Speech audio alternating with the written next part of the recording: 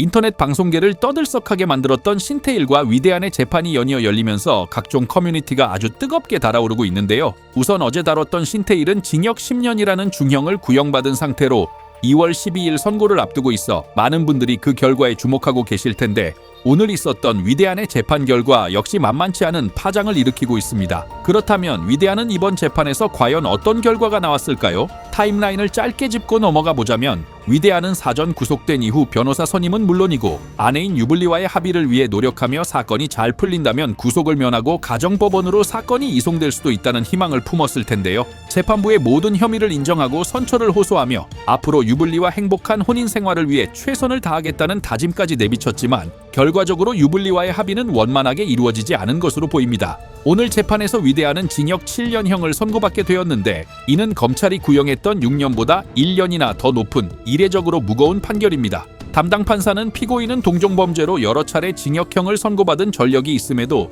누범 기간 중에 또다시 이런 범행을 저질렀다는 점에서 죄질이 매우 좋지 않다고 지적하며, 이번 범행으로 인해 피해자인 유블리가 상당한 신체적, 정신적 고통을 겪고 있다는 점을 참작하여 징역 7년형을 선고하게 되었다고 판시했습니다. 위대한의 징역 7년 선고는 단순히 이번 사건 하나 때문만은 아닌데, 2022년 5월부터 2025년 9월까지 아내 유블리를 상습적으로 폭행해왔던 혐의가 모두 인정되었기 때문입니다. 검찰은 2022년 5월부터 9월까지의 범행에 대해 징역 3년, 그 이후 벌어진 범행에 대해 징역 3년, 총 징역 6년을 구형했지만, 재판부는 오히려 2022년 사건에 대해 징역 2년, 이후 범행에 대해 징역 5년을 각각 선고하면서 합산 7년이라는 더 무거운 처벌을 내린 것이죠. 검찰 입장에서는 구형보다 높은 형량이 선고되었기 때문에 굳이 항소할 이유가 없어 보이지만, 위대한 측은 예상보다 훨씬 높은 형량의 당혹감을 감추지 못하고 항소를 진행할 것으로 예상되는데요. 항소 기간 내에 유블리와 어떻게든 합의를 이끌어내기 위해 총력을 다하겠지만, 만약 다음 항소심에서도 합의가 이루어지지 않는다면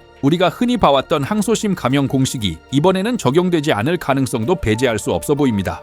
위대한이 실제로 항소심을 신청할지, 아니면은 본인이 받은 형량을 받아들이고 7년이라는 긴 시간을 또다시 익숙한 집에서 보내며 자숙의 시간을 가질지 지켜봐야겠지만, 만약 이 형기를 모두 채우고 나온다면은 위대한의 나이는 47세가 되어 있을 텐데요. 이번에 선고받은 7년까지 더하면 인생에서 교도소에 있는 시간만 약 20년 가까이 되는 셈이라, 사실상 사회보다 교도소가 더 익숙한 인생을 살게 되는 것이 아닌가 싶습니다.